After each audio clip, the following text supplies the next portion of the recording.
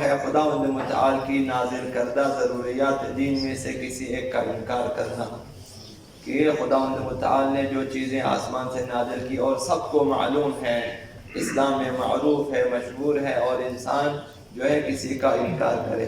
تو اس سلسلے میں حضرت آقا امام صادق علیہ السلام نے ارشاد فرمایا وَإِنْكَارُ مَا أَنزَلَ اللَّهُ عَزَّ وَجَلَّ.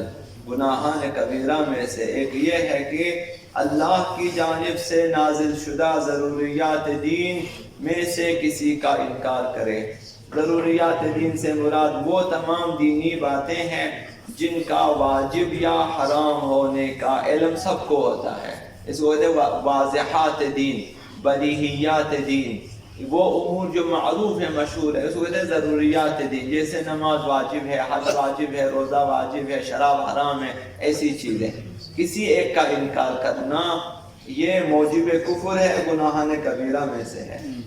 تو وہ تمام چیزیں جو خدا متعال نے نازل فرمائی ہیں اور وہ احکامات اور وہ آیات جو خدا متعال نے نازل فرمائی ہے، ان میں سے کسی ایک چیز کا بھی انکار گناہان کبیرہ میں سے ہے.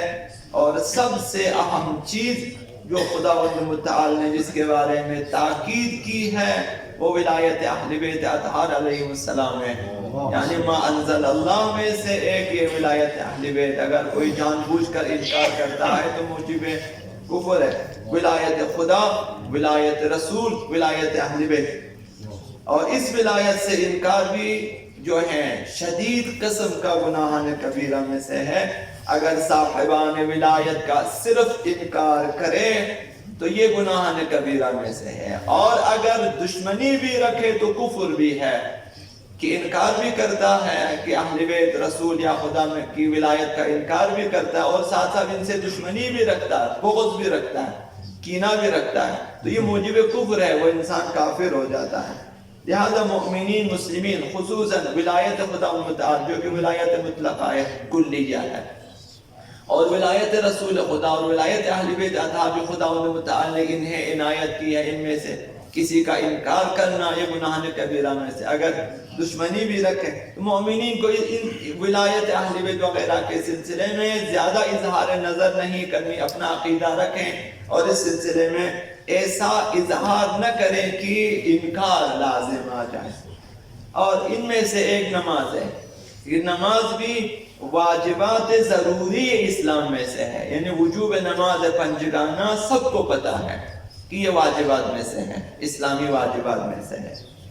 اگر کوئی شخص وجوب نماز کا منکر ہو جاتا ہے کہ اگر مثلا خدا نخواستہ کہے کہ نماز واجب نہیں ہے، یا مثلا کہے کہ فجر کی نماز واجب نہیں ہے مثلا، یا ظہر کی نماز واجب نہیں ہے، وجوب نماز کا انکار کرے اور اسے ترک کر دے تو یہ موجب کفر ہے. وہ انسان کافر ہو جاتا ہے، کافر ہو جاتا ہے، یعنی نجس ہو جاتا ہے.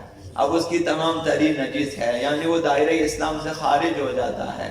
اب وہ اس کے ساتھ باقی کافروں کے جیسا معاملہ کرنا چاہیے. مثلا اگر بیوی ہے وہ طلاق ہو جاتی ہے، مثلا بیوی کے اس کے ساتھ رہنا اب جائز نہیں ہے، تو اس طرح کی.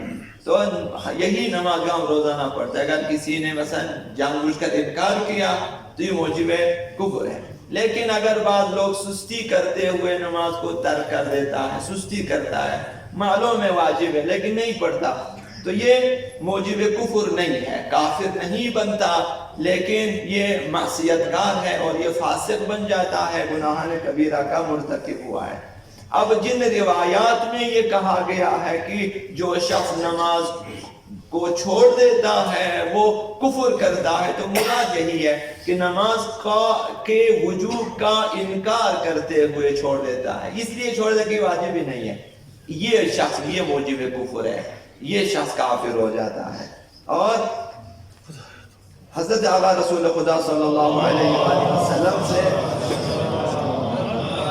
روایت ہے کہ وَالصَّلَاةُ الْمَفْرُوضَ فَلَا تَدْعَهَا مُتَعَمِّدًا. نماز واجب، کسی واجب نماز کو جان بوجھ کر ترک نہ کرنا، یہ انکار کے ساتھ ترک کرنے کو کہا جاتا ہے کہ نماز کے وجوب کا منکر ہو جاتا ہے اور چھوڑ دیتا ہے.